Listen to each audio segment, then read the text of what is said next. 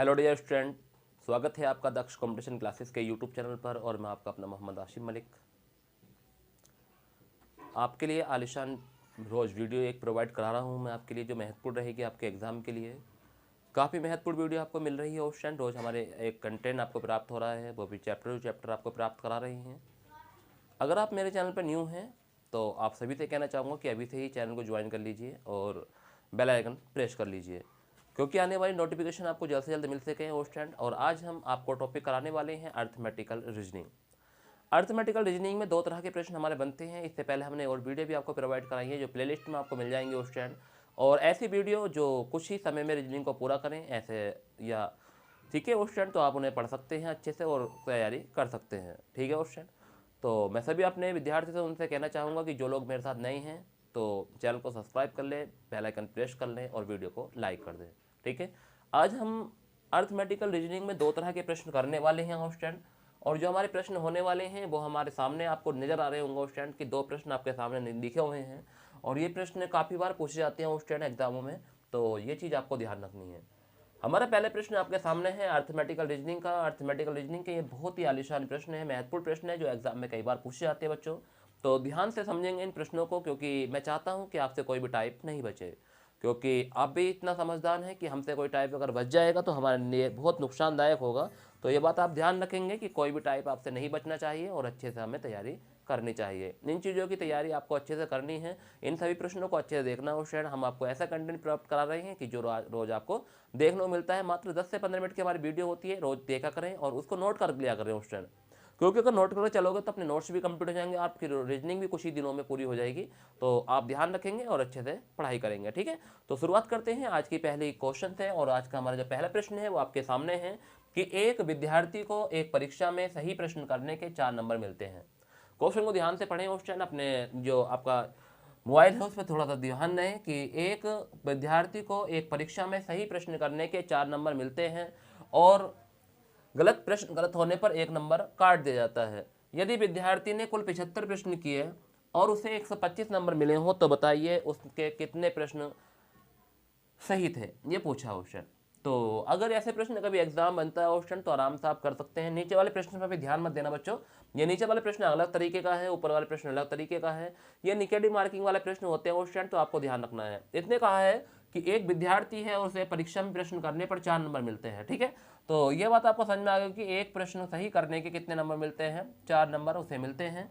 और अगर प्रश्न गलत हो जाता है, अगर प्रश्न हमारा गलत हो जाता है तो उसे 1 नंबर काट लिया जाता है। ठीक है। इसी प्रश्न की बात चल रही है, यही जो प्रश्न हमारा यहाँ पे है।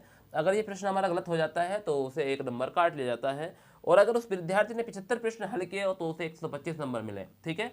और उसने 75 प्रश्न सॉल्व किए। कितने प्रश्न? 75 प्रश्न क्या किए? हल किए। अब अगर 75 प्रश्न हल करने पर उसे 125 नंबर मिले हैं, कितने नंबर मिले हैं?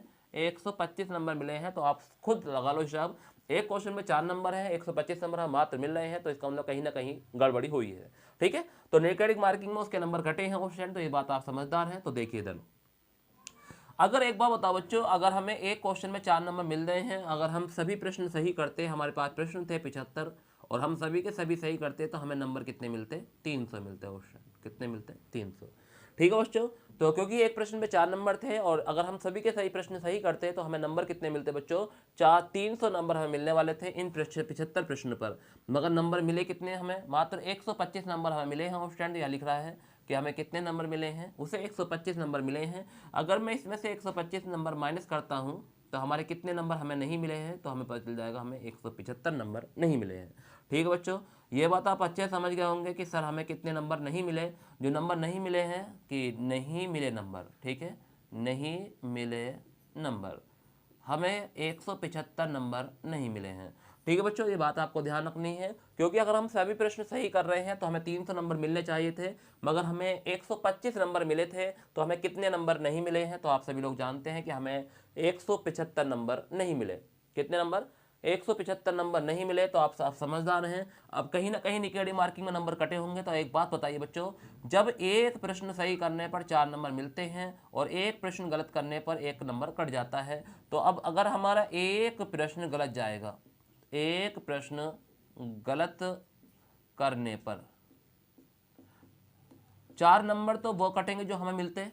4 नंबर तो वे कटेंगे जो हम मिलते हैं एक प्रश्न गलत करने पर, और 1 नंबर वो कटेगा जो हमारा नेगेटिव मार्किंग है। तो अब एक प्रश्न गलत करने पर हमारे कितने नंबर कटने हैं? 5 नंबर हमारे कटने हैं। ठीक है बच्चों, तो ये बात आपको ध्यान रखनी है कि अगर एक प्रश्न हमारा गलत होता है तो एक प्रश्न गलत करने पर हमारे 5 नंबर काट ले जाएंगे। अब क्योंकि नेगेटिव मार्किंग है कि एक क्वेश्चन पे 4 नंबर मिलते हैं और एक प्रश्न गलत होने पर 1 नंबर काट लिया जाता है, तो एक प्रश्न गलत होने पर आपके 5 नंबर काट ले जाते हैं। और हमारे नंबर कितने कटे हैं? 175 नंबर हमारे कटे हैं।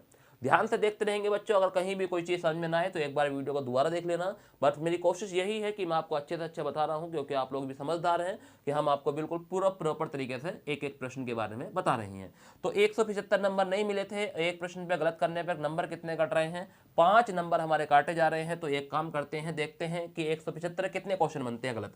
तो अगर हम 175 को अगर हम 5 से डिवाइड करते हैं, तो आप लोग समझदार हैं, तो हमारे कितने प्रश्न गलत हो रहे हैं? तो 5 या 15, 2 बचा और 5 पंजे 25।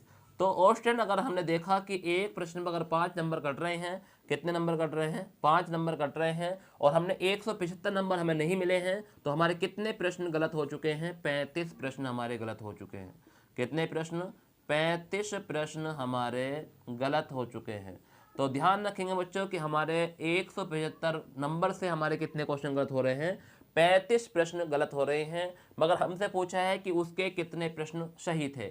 बताओ उसके कितने प्रश्न सही थे। तो आप लोग समझदार हैं कि उसके टोटल जो प्रश्न थे वो कितने थे? 75 प्रश्न थे। 75 प्रश्न में से उसके कितने गलत गए हैं? तो उसके 35 प्रश्न गलत गए हैं। तो इसे हम घटा देंगे तो सही प्रश्नों की संख्या निकल जाएगी, और सही प्रश्न कितने हो जाएंगे? 40 हमारे सही प्रश्न आ जाएंगे बच्चों।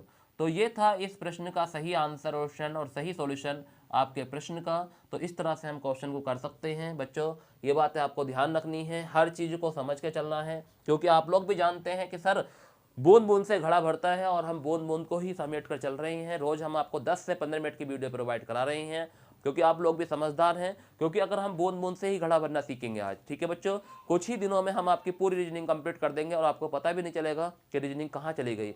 बट आपको हम टाइम भी नहीं लेंगे ज़्यादा, बस हम 10 मिनट आपके लेंगे, और 10 मिनट में हम आपका पूरा सिलेबस कंप्लीट करा रहे हैं। कुछ ही पल में रीजनिंग को कंप्लीट करें, इसी नाम से हमारा बैच चला हुआ है ओशन, कि कुछ पल में रीजनिंग कंप्लीट करें। ठीक है बच्चों, तो वो समझ रहे होंगे कि सर हाँ वाकई में 10-10 मिनट की वीडियो आपकी है, और इतना लॉजिकल सिस्टम से आप हमें पढ़ा रहे हैं। अगर हम रोज का ही पढ़ेंगे तो हम मात्र 30 दिन में अपना सिलेबस पूरा कंप्लीट कर लेंगे, और ऐसे क्वेश्चन के साथ जो हमारे एग्जाम में 100% पूछ जाते हैं। ठीक है बच्चों, तो ध्यान रखेंगे इन सभी प्रश्नों का। एक बार और समझाने की कोशिश करूंगा, अगर अभी बेसिक आपसे समझ नहीं आता है तो एक बार और समझेंगे।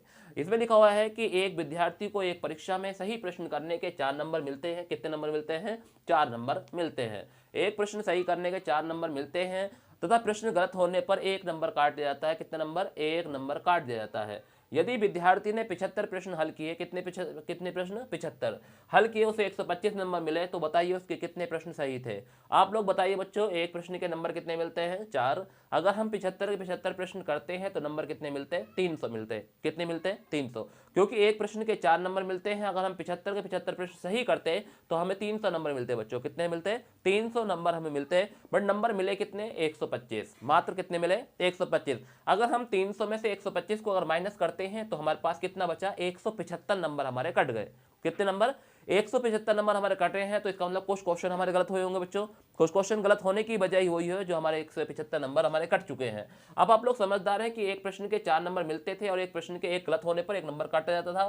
तो अब अगर एक प्रश्न गलत होगा तो हमारे नंबर कितने कटेंगे? 5 नंबर हमारे कटने वाले हैं। ठीक है, तो हम एक अच्छे जानते हैं कि अगर हम 175 को 5 से भाग करते हैं तो हमारे कितने प्रश्न गलत हो रहे हैं? 35 प्रश्न हमारे गलत हो रहे हैं। जब हमारे 35 प्रश्न गलत हो रहे हैं तो आप लोग अच्छे जानते हैं कि हमारे कितने प्रश्न गलत हो गए? 175 नंबर के हमारे 35 प्रश्न गलत हो गए। अगर हम 75 में से 35 को माइनस कर देते हैं तो हमारे सही प्रश्नों की संख्या कितनी आ गई? 40। और यही क्या हो गया? प्रश्न का आंसर हो गया क्वेश्चन, क्योंकि आपसे यही पूछा था कि बताइए उसके द्वारा कितने प्रश्न सही हल किए गए। ठीक है बच्चों, तो ये था हमारे पहले प्रश्न का सॉल्यूशन। आपको समझ में आया होगा, बहुत अच्छे समझ में आया होगा क्वेश्चन। अब हम दूसरे प्रश्न की ओर चलते हैं। ये पहला प्रश्न हमने कंप्लीट किया क्वेश्चन। अब दूसरा प्रश्न क्या कह रहा है उसके बारे में हम पढ़ेंगे। और दूसरा प्रश्न तो आलीशान प्रश्न है, वेरी वेरी महत्वपूर्ण प्रश्न है बच्चों, क्योंकि अगर दूसरे प्रश्न को आपने समझ लिया तो बहुत अच्छा हो जाएगा बच्चों। मैं दूसरा प्रश्न इसलिए लेकर आया हूँ, ये मैंने आपको प्रश्न पढ़ा भी दिया है इस तरह का, तो बट मैं दूसरा प्रश्न लाने का टारगेट जो रहा मेरा ये रहा है, जो बच्चे 2 और 4 पैर वाले क्वेश्चन कर चुके हैं, 2 और 4, तो उन बच्चों के लिए थोड़ा सा ये क्वेश्चन थोड़ा सा ये हार्ड रहेगा, क्योंकि वो ट्रिक से क्वेश्चन करते थे बच्चों। अब यहाँ पे क्या है, इसमें यह है कि एक पार्किंग में कुल 60 वाहन है, उसमें पार्किंग में टेम्पो और कार है, ठीक है। तो उस पार्किंग में जो एक पार्किंग है, एक पार्किंग में कुल कितने वाहन है, 60 वाहन है, उसमें पार्किंग में टेम्पो और कार भी है। क्या क्या है, टेम्पो और कार। अब आप लोग जानते हैं कि सर टेम्पो के 3 पहिए होते हैं और कार के 4 पहिए होते हैं। यदि पहियों की संख्या 208 है, कितनी है पहियों की संख्या 208, तो हम ये कह सकते हैं कि सर कहीं ना कहीं ये क्वेश्चन हमारा जो है 2 और 4 पैर वाला नहीं है, यानी कि मुर्गी और बत्तख वाला नहीं है, ये कह सकते हैं, ठीक है। खरगोश या बत्तख वाला नहीं है क्वेश्चन, ये क्वेश्चन तो हमारा अलग है, 3 पैर और 4 पैर वाला क्वेश्चन है। तो इस प्रश्न को हम कैसे करेंगे क्वेश्चन, तो देखेंगे मेरी तरफ। हमें कुछ नहीं करना बच्चों, यहाँ हमें टेम्पो लिखना है, ठीक है, क्या लिखना है, टेम्पो, और यहाँ हमें क्या लिखना है, कार लिखना है। ये बात आपको ध्यान रखनी है कि यहाँ टेम्पो लिखेंगे और यहाँ हम कार लिखेंगे, ये बातें आपको ध्यान रखनी है। अब हमारे पास कुल वाहनों की संख्या कितनी है, 60 है, कितनी है 60, यहाँ 60 लिखेंगे और यहाँ भी कितना लिखेंगे, 60 लिखेंगे बच्चों।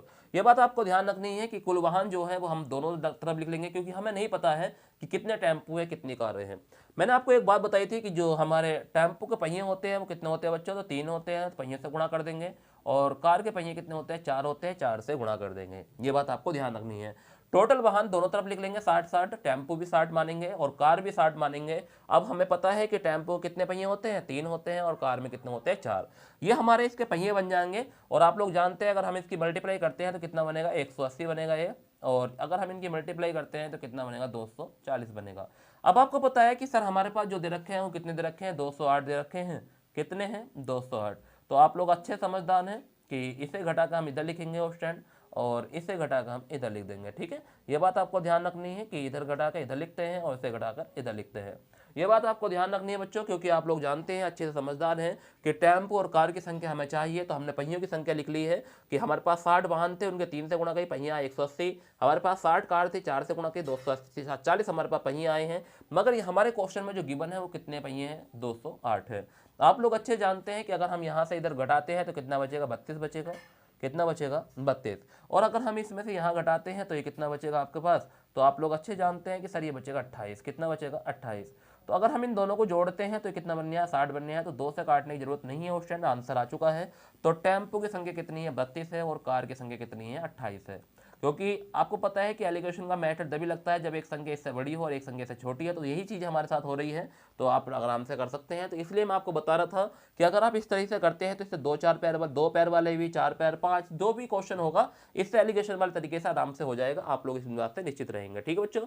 तो एक बार और समझने की कोशिश करेंगे कि एक पार्किंग में कुल वाहन कितने हैं, 60 है, और वो क्या क्या है, टेम्पो और कार है। दोनों को नोट कर लेंगे, टेम्पो भी और कार भी। कुल वाहन कितने हैं, 60 है, 60 यहाँ लिखेंगे और 60 ही यहाँ लिखेंगे। पहले बात समझ में आ गई है। दूसरी बात क्या करनी है, पहले ये आपको ध्यान रखना है कि हमारे पास टेम्पो कितने पहिए होते हैं, 3 से मल्टीप्लाई, और कार के कितने पहिए होते हैं, 4 से मल्टीप्लाई। बात समझ में आ गई बच्चों। अब क्या करना है कि जब हम 60 की गुणा 3 से करते हैं तो 180 बनता है, और 60 की गुणा 4 से करते हैं 240 बनता है। ये हमारे पास पहिए आ चुके हैं। क्या बन गए, ये पहिए।